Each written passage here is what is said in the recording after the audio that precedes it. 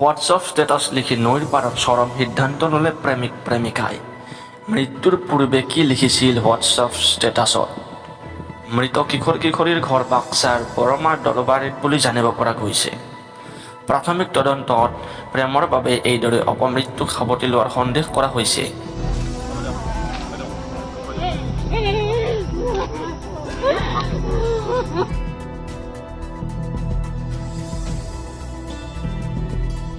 আৰক্ষীয়ে দণ্ডাধীশৰ উপস্থিতিত মৃতদেহ দুটা উদ্ধাৰ কৰে।